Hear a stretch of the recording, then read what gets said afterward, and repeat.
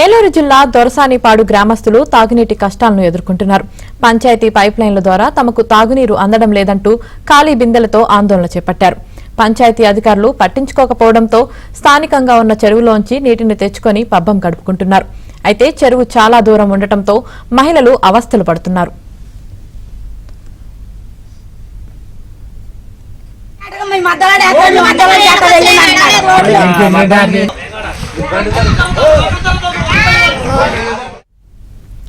ప్రతి 3 రోజులకు ఒకసారి పంపుల ద్వారా నీటి సరఫరా చేస్తున్నా అవి సరిపోకపోవడంతో గ్రామస్తులు ఇబ్బందులు పడుతున్నారు.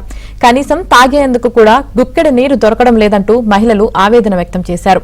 ఎన్నిసార్లు మొరపెట్టుకున్నా అధికారులు పట్టించుకోవడం లేదని ఆగ్రహం వ్యక్తం చేశారు.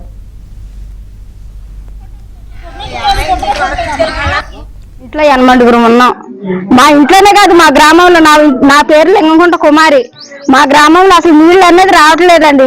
అసలు నీళ్ళకి అల్లాడిపోతున్నాం. అసలు ఎన్ని రోజులు బట్టి, రోజులు కాదు నెలలు సంవత్సరాలు బట్టి కూడా మాకు ఇదే పరిస్థితి. అసలు మాకు ఎలాగా ఉందంటే అలా ఉందండి. ఎక్కడికి వెళ్ళి తెచ్చుకోవాలి, అసలు మాకు దారి తెన్ని లేకుండా అయిపోయాం. మేము అడుగుదామని మేము ఏమన్నా అధికారుల దగ్గరికి వెళ్ళి, సెక్రటరీ గారి దగ్గరికి వెళ్ళి అడుగుదామని అంటే మీ దిక్కున్న సార్ చెప్పుకోండి, మాకు పని లేదని చెప్తున్నారు. మేము ఏ అధికారికి చెప్పాలి?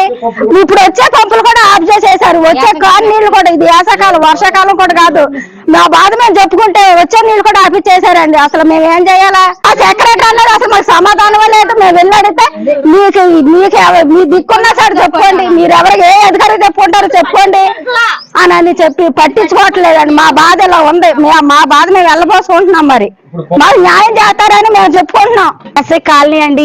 ఏపిన అసలు వాటర్ కానీ ఏమీ రావట్లేదు. మా ఏపిన ప్రెసిడెంట్ గారిని ఏదన్నా అడిగినా కానీ పట్టించుకోవట్లేదు. ఏది అడిగినా మీ మద్దలు వేస్తాడు వెళ్ళి అంటున్నాడండి. మాకు తోరలు ఏమన్నా వేయలేదు. మీకు ఆటోలు తిరుగుతా కావాలని అడిగాడు ప్రెసిడెంట్ గారు. అరే రామకృష్ణ గారు ఇలాగని అడిగారండి. మాకు ఏవి రావట్లేదు. వాటర్ మట్టికి అసలు రావట్లేదు. చాలా ఇబ్బంది పడిపోతున్నాం ఈ ఎండాకాలం. అసలు మేం తాగాలి, ఎలా బతకాలి చెప్పండి ఒకసారి. మా ఇంట్లో 80 ఉన్నాం. మా ఇంట్లోనే కాదు, మా గ్రామంలో నా పేరు లింగంగుంట కుమారి. మా గ్రామంలో అసలు నీళ్ళు అనేది రావట్లేదు.